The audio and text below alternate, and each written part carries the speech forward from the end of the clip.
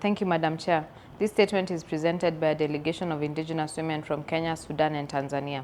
We highlight Kenya's failure to enforce a 2017 African court ruling on Ogiek evictions reflects a trend of sidelining Indigenous rights in favor of market-driven climate agendas. Under the guise of conservation and through opaque carbon market projects, Indigenous lands are commodified without consent or safeguards. We recommend that states comply with the past Permanent Forum recommendations to stop the widespread displacement of Indigenous peoples and ensure legal judgments on land rights are implemented, particularly the 2017 African Court ruling on Kenya's Ogiek evictions.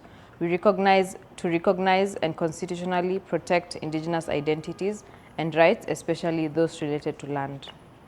In Tanzania, Indigenous Maasai peoples have been violently displaced from their ancestral lands, with authorities using armed force, abusive tactics, and depriving them of key social services. Forced displacement has increased poverty, forcing men and youth to migrate to cities for work, eroding traditions and unity, and makes women and girls more vulnerable to violence. We recommend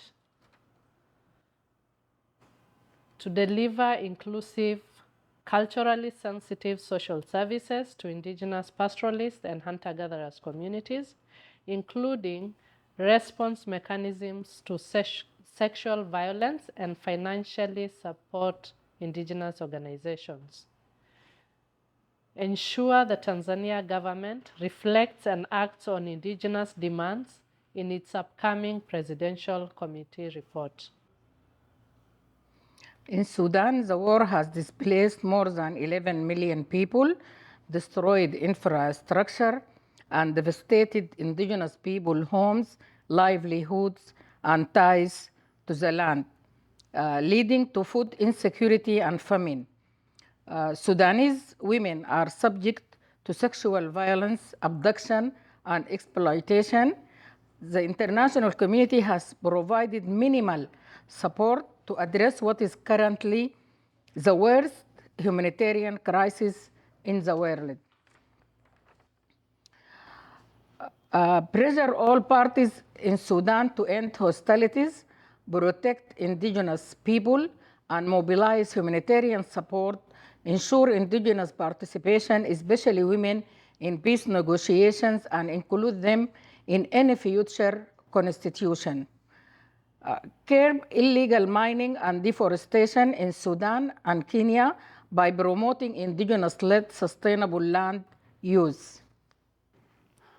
Recent land laws further marginalize Indigenous peoples. In Transmara, Samburu, and Pokot, land-related conflicts and stress have led to displacement and violence. Additionally, there is staggering overall surge in gender-based violence, especially femicide,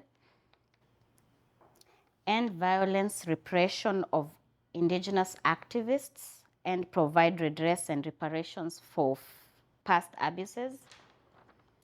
Acknowledge Indigenous peoples as key conservation actors and prioritize their leadership and knowledge over foreign governments and organizations, recognize them as rights holders and collective landowners in any climate-related legislation, adequately fund the Loss and Damage Fund to support communities already affected by climate change impacts.